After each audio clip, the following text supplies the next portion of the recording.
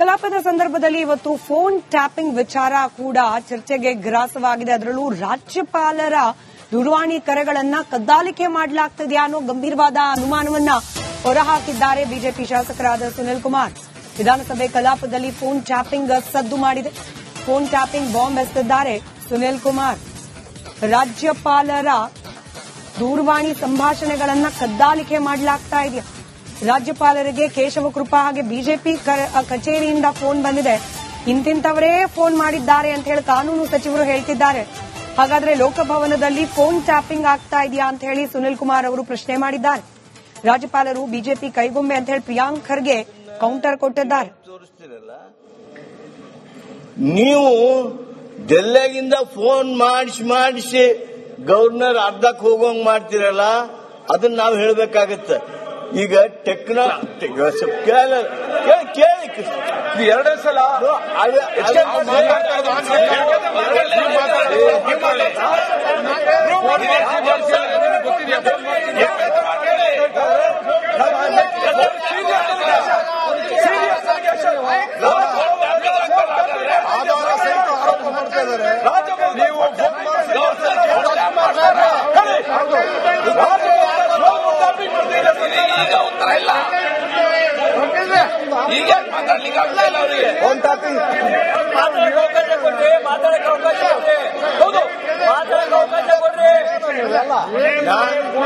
ನಾನು ಮತ್ತೆ ಸ್ಪಷ್ಟಗೊಳಿಸ್ತೇನೆ.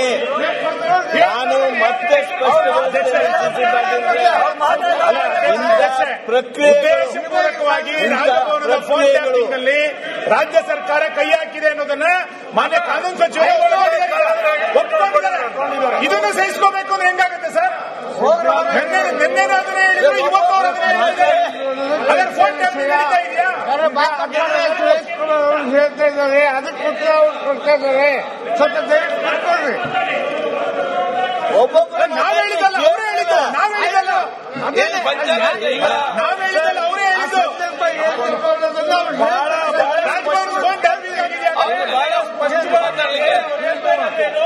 ರಾಜ್ಯಪಾಲರು ಕೇಂದ್ರ ಸರ್ಕಾರದ ಕೈಗೊಂಬೆ ಅಷ್ಟೇ ಆಯ್ತಾ? ಈಗ ಸರ್ ಒಂದೇ ಒಂದು ಪ್ರಶ್ನೆ ಇರೋದು, ರಾಷ್ಟ್ರಗೀತೆಗೆ ನಮ್ಮ ಪ್ರಕಾರ ಅವಮಾನ ಆಗಿದ್ಯಾ ಇಲ್ಲ ಅಷ್ಟೇ ಹೇಳ್ಬಿಡಿ. ಇಲ್ಲ ಒಂದ್ ನಿಮಿಷ ಅಣ್ಣ ಕುತ್ಕೊಳ್ಳಿ. ರಾಷ್ಟ್ರಗೀತೆಗೆ ರಾಷ್ಟ್ರಪತಿಗಳು ಅವಮಾನ ಮಾಡಿದರೆ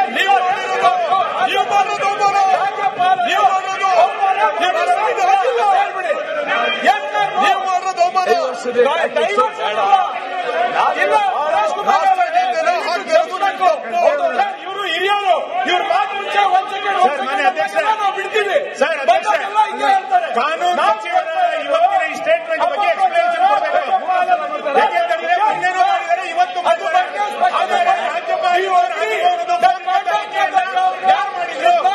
ಸರ್ಕಾರ ಮಾಡ್ತಾ ಇದ್ದಾರೆ. ಇವರಿಗೆ ಡೆಲ್ಲಿಯಿಂದ ರಾಜಭವನಕ್ಕೆ ಫೋನ್ ಬರ್ತಾ ಇದೆ ಅಂತ ಅಧಿಕೃತವಾಗಿ ಹೇಳ್ತಾ ಇದ್ದಾರೆ ಅಂತಂದ್ರೆ ಯಾರು ಫೋನ್ ಕರ್ತವ್ಯ ಏನು ಮಾಡಿದ್ದು? ಪದೇ ಸದನದಲ್ಲಿ ಹೇಳಿರೋದು, ಆದರೆ ಫೋನ್ ಕದ್ದಲಿಕ್ಕೆ ನಡೀತಾ ಇಲ್ಲ.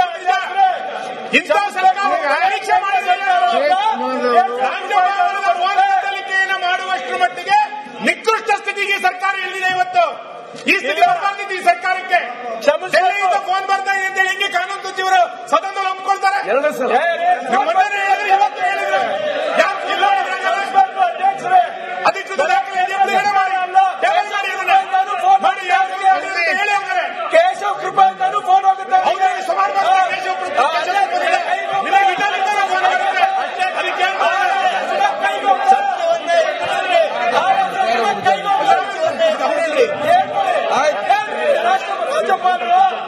ರಾಜ್ಯಪಾಲರು ತಪ್ಪಂತ ಒಪ್ಕೊಂತೀರಾ? ಮಾನ್ಯ ಎಚ್ ಕೆ ಪಾಟೀಲ್ ಏನು ರಾಜಭವನಕ್ಕೆ ಡೆಲ್ಲಿಯಿಂದ ಫೋನ್ ಬರ್ತಾ ಇದೆ, ದಯಮಾಡಿ ಅದರ ವಿವರಣೆಯನ್ನ ಈ ಟೇಬಲ್ ಮಾಡಲಿ. ಅಲ್ಲಿ ತನಕ ಮುಂದುವರೆಯಕ್ಕೆ ಸಾಧ್ಯ ಇಲ್ಲ. ಇದು ಮಾಡ್ಲಿ ಟೇಬಲ್. ಹೆಂಗ್ ಹೋಗುತ್ತಾರೆ? ಯಾರು ಫೋನ್ ಮಾಡಿದ್ರು? ಹೆಂಗೆ ಅಧಿಕೃತವಾಗಿ ಸದನದಲ್ಲಿ ಹೇಳಿದ್ರು? ಹೆಂಗೆ ಸದನದಲ್ಲಿ ಹೇಳಿದ್ರು ಹೇಳಿ? ಅದರ ಫೋನ್ ಟ್ಯಾಪಿಂಗ್ ನಡೆದಿಲ್ವಾ ಈ ಸರ್ಕಾರದಿಂದ? ಅಲ್ಲಿ ನಾವು ಮಾಡಿದ್ದನ್ನ ನೀವು ಹೆಂಗ್ ಮತ್ತಷ್ಟು ಡೀಟೇಲ್ಸ್ ನಮ್ಮ ಪ್ರತಿನಿಧಿ ಚಂದ್ರಶೇಖರ್ ನೀಡ್ತಾರೆ. ನೇರ ಸಂಪರ್ಕದಲ್ಲಿದ್ದಾರೆ. ಚಂದ್ರಶೇಖರ್, ಫೋನ್ ಟ್ಯಾಪಿಂಗ್ ಅನ್ನೋ ಆರೋಪ ಇದು ಕೇವಲ ಮಾತಿಗೆ ಮಾತು ಅನ್ನೋ ರೀತಿಯಲ್ಲ, ಅಥವಾ ಬಿಜೆಪಿ ನಿಜವಾಗ್ಲೂ ಇದ್ರ ಬಗ್ಗೆ ಅನುಮಾನ ವ್ಯಕ್ತಪಡಿಸಿ ಹಿಂದೆಲ್ಲ ಕರ್ನಾಟಕ ರಾಜ್ಯದ ರಾಜಕೀಯದಲ್ಲಿ ಫೋನ್ ಟ್ಯಾಪಿಂಗ್ ಅನ್ನೋದು ಎಷ್ಟು ದೊಡ್ಡ ಮಟ್ಟದ ಹಲ್ಚಲ್ ಸೃಷ್ಟಿ ಮಾಡಿತ್ತು. ಇದು ಆ ಹಂತಕ್ಕೆ ಹೋಗೋದಾ ಅಥವಾ ಕೇವಲ ಆರೋಪ ಪ್ರತ್ಯಾರೋಪ?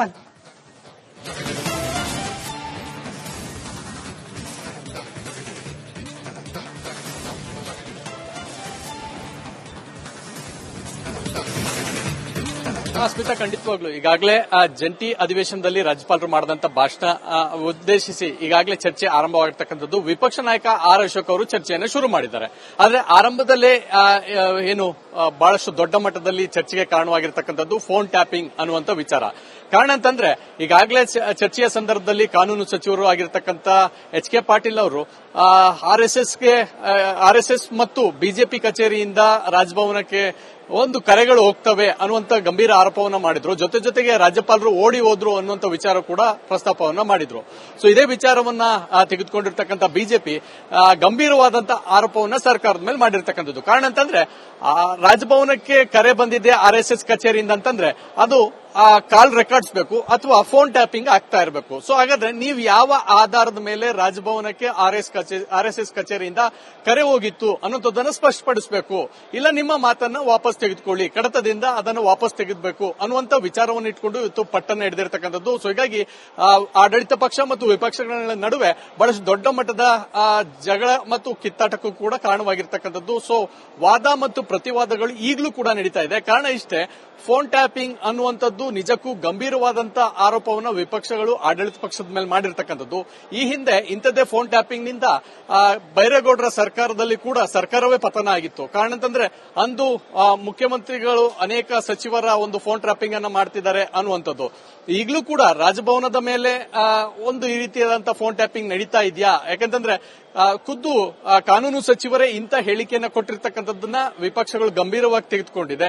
ಸೊ ಹೀಗಾಗಿ ರಾಜಭವನಕ್ಕೆ ಕೇಂದ್ರದಿಂದ ಮಾಡ್ತಾ ಇದ್ದಾರೆ, ಆರ್ಎಸ್ಎಸ್ ಕಚೇರಿಯಿಂದ ಬರ್ತಿದ್ಯಾ ಅಥವಾ ಬಿಜೆಪಿ ಕಚೇರಿಯಿಂದ ಕರೆ ಬರ್ತಿದ್ಯಾ, ನೀವೇ ಸ್ಪಷ್ಟಪಡಿಸಿ. ಇದ್ರ ಬಗ್ಗೆ ಸಿಬಿಐ ತನಿಖೆ ಕೂಡ ಆಗಬೇಕು ಅನ್ನುವಂಥ ಪಟ್ಟನ್ನ ವಿಪಕ್ಷಗಳು ಹಿಡ್ಕೊಂಡಿರ್ತಕ್ಕಂಥದ್ದು. ಸೊ ಹೀಗಾಗಿ ಇದು ಬಹಳ ದೊಡ್ಡ ಮಟ್ಟದಲ್ಲಿ ಕೂಡ ಚರ್ಚೆಗೆ ಕಾರಣವಾಗ್ತಾ ಇದೆ.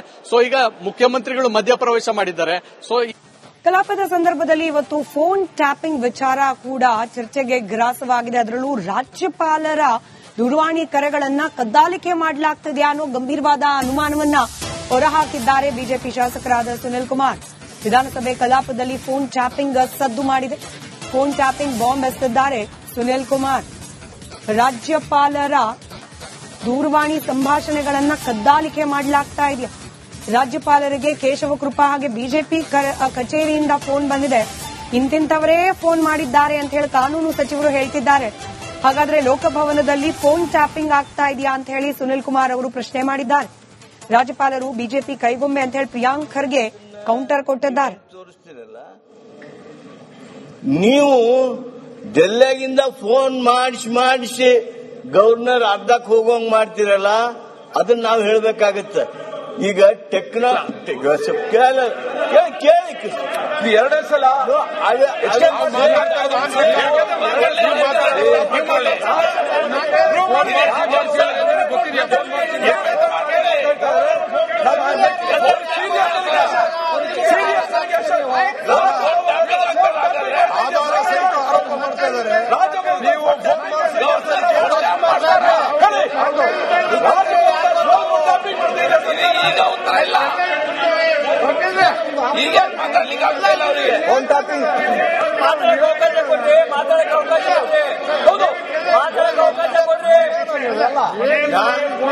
ನಾನು ಮತ್ತೆ ಸ್ಪಷ್ಟಗೊಳಿಸ್ತೇನೆ.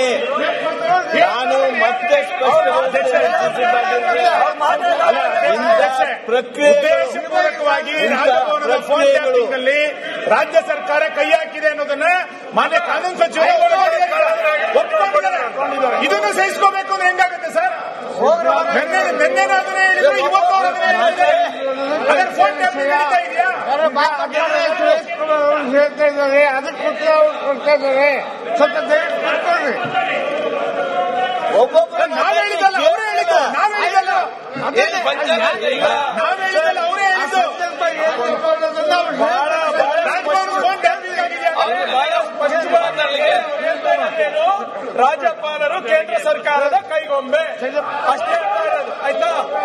ಈಗ ಸರ್ ಒಂದೇ ಒಂದು ಪ್ರಶ್ನೆ ಇರೋದು, ಈಗ ರಾಷ್ಟ್ರಗೀತೆಗೆ ನಮ್ಮ ಪ್ರಕಾರ ಆಗಿದ್ಯಾ ಇಲ್ಲ ಅಷ್ಟೇ ಹೇಳ್ಬಿಡಿ. ಇಲ್ಲ ಒಂದ್ ನಿಮಿಷ ಅಣ್ಣ ಕುತ್ಕೊಳ್ಳಿ. ರಾಷ್ಟ್ರಗೀತೆಗೆ ರಾಷ್ಟ್ರಪತಿಗಳು ಅವಮಾನ ಮಾಡಿದ್ದಾರೆ. ನೀವು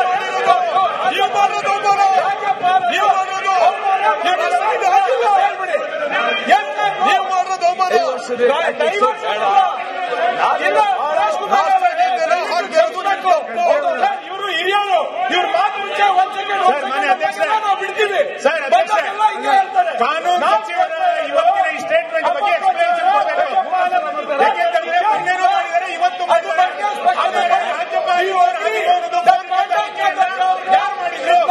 ಸರ್ಕಾರ ಮಾಡ್ತಾ ಇದೆ. ಇವರಿಗೆ ಡೆಲ್ಲಿಯಿಂದ ರಾಜಭವನಕ್ಕೆ ಫೋನ್ ಬರ್ತಾ ಇದೆ ಅಂತ ಅಧಿಕೃತವಾಗಿ ಹೇಳ್ತಾ ಇದ್ದಾರೆ ಅಂತಂದ್ರೆ ಯಾರು ಫೋನ್ ಕರ್ತಾರೆ? ಏನು ಮಾಡಿದ್ರು? ಪದೇ ಸದನದಲ್ಲಿ ಹೇಳಿರೋದು, ಪದೇ ಸದನದಲ್ಲಿ ಹೇಳಿರೋದು. ಆದರೆ ಫೋನ್ ಕದ್ದಲಿಕ್ಕೆ ನಡೀತಾ ಇಲ್ಲ. ಇಂಥ ಸರ್ಕಾರ ಪರೀಕ್ಷೆ ಕದ್ದಲಿಕೆಯನ್ನು ಮಾಡುವಷ್ಟರ ಮಟ್ಟಿಗೆ ನಿಕೃಷ್ಟ ಸ್ಥಿತಿಗೆ ಸರ್ಕಾರ ಇಳಿದಿದೆ ಇವತ್ತು.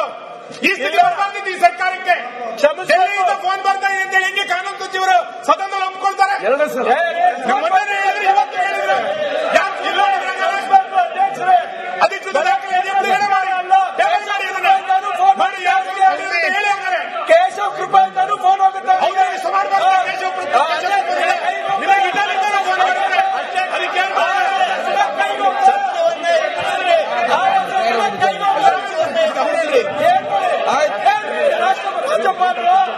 ರಾಜ್ಯಪಾಲರು ತಪ್ಪನ್ನು ಒಪ್ಕೊಂತೀರಾ? ಮಾನ್ಯ ಎಚ್ ಕೆ ಪಾಟೀಲ್ ಏನು ರಾಜಭವನಕ್ಕೆ ಡೆಲ್ಲಿಯಿಂದ ಫೋನ್ ಬರ್ತಾ ಇದೆ, ದಯಮಾಡಿ ಅದರ ವಿವರಣೆಯನ್ನ ಈ ಟೇಬಲ್ ಮಾಡಲಿ. ಅಲ್ಲಿ ತನಕ ಮುಂದುವರೆಯಕ್ಕೆ ಸಾಧ್ಯ ಇಲ್ಲ. ಇದು ಮಾಡ್ಲಿ ಟೇಬಲ್. ಹೆಂಗೋಗುತ್ತೆ? ಯಾರು ಫೋನ್ ಮಾಡಿದ್ರು? ಹೆಂಗೆ ಅಧಿಕೃತವಾಗಿ ಸದನದಲ್ಲಿ ಹೇಳಿದ್ರು? ಹೆಂಗೆ ಸದನದಲ್ಲಿ ಹೇಳಿದ್ರು ಹೇಳಿ? ಅದರ ಫೋನ್ ಟ್ಯಾಪಿಂಗ್ ನಡೆದಿಲ್ವಾ ಈ ಸರ್ಕಾರದಿಂದ?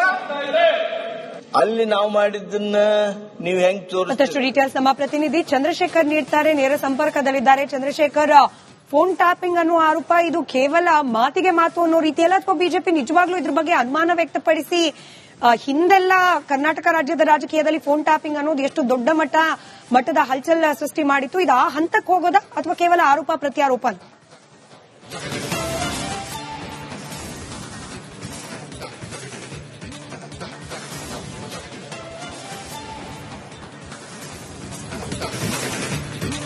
ಸ್ಮಿತಾ, ಖಂಡಿತವಾಗ್ಲು ಈಗಾಗಲೇ ಜಂಟಿ ಅಧಿವೇಶನದಲ್ಲಿ ರಾಜ್ಯಪಾಲರು ಮಾಡಿದಂತ ಭಾಷಣ ಉದ್ದೇಶಿಸಿ ಈಗಾಗಲೇ ಚರ್ಚೆ ಆರಂಭವಾಗಿರ್ತಕ್ಕಂಥದ್ದು. ವಿಪಕ್ಷ ನಾಯಕ ಆರ್ ಅಶೋಕ್ ಅವರು ಚರ್ಚೆಯನ್ನು ಶುರು ಮಾಡಿದ್ದಾರೆ.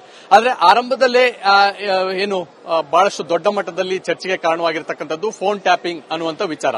ಕಾರಣ ಅಂತಂದ್ರೆ ಈಗಾಗಲೇ ಚರ್ಚೆಯ ಸಂದರ್ಭದಲ್ಲಿ ಕಾನೂನು ಸಚಿವರು ಆಗಿರ್ತಕ್ಕಂಥ ಎಚ್ ಕೆ ಪಾಟೀಲ್ ಅವರು ಆರ್ಎಸ್ಎಸ್ ಮತ್ತು ಬಿಜೆಪಿ ಕಚೇರಿಯಿಂದ ರಾಜಭವನಕ್ಕೆ ಒಂದು ಕರೆಗಳು ಹೋಗ್ತವೆ ಅನ್ನುವಂತ ಗಂಭೀರ ಆರೋಪವನ್ನ ಮಾಡಿದ್ರು.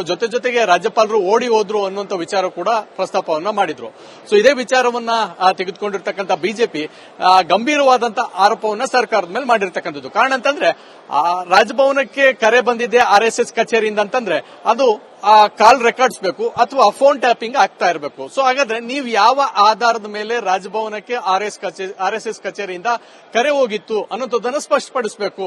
ಇಲ್ಲ ನಿಮ್ಮ ಮಾತನ್ನ ವಾಪಸ್ ತೆಗೆದುಕೊಳ್ಳಿ, ಕಡತದಿಂದ ಅದನ್ನು ವಾಪಸ್ ತೆಗೆದಬೇಕು ಅನ್ನುವಂತ ವಿಚಾರವನ್ನು ಇಟ್ಕೊಂಡು ಇವತ್ತು ಪಟ್ಟನ್ನ ಹಿಡಿದಿರ್ತಕ್ಕಂಥದ್ದು. ಸೊ ಹೀಗಾಗಿ ಆಡಳಿತ ಪಕ್ಷ ಮತ್ತು ವಿಪಕ್ಷಗಳ ನಡುವೆ ಬಹಳಷ್ಟು ದೊಡ್ಡ ಮಟ್ಟದ ಜಗಳ ಮತ್ತು ಕಿತ್ತಾಟಕ್ಕೂ ಕೂಡ ಕಾರಣವಾಗಿರ್ತಕ್ಕಂಥದ್ದು. ಸೊ ವಾದ ಮತ್ತು ಪ್ರತಿವಾದಗಳು ಈಗಲೂ ಕೂಡ ನಡೀತಾ ಇದೆ. ಕಾರಣ ಇಷ್ಟೇ, ಫೋನ್ ಟ್ಯಾಪಿಂಗ್ ಅನ್ನುವಂಥದ್ದು ನಿಜಕ್ಕೂ ಗಂಭೀರವಾದಂತಹ ಆರೋಪವನ್ನು ವಿಪಕ್ಷಗಳು ಆಡಳಿತ ಪಕ್ಷದ ಮೇಲೆ ಮಾಡಿರ್ತಕ್ಕಂಥದ್ದು.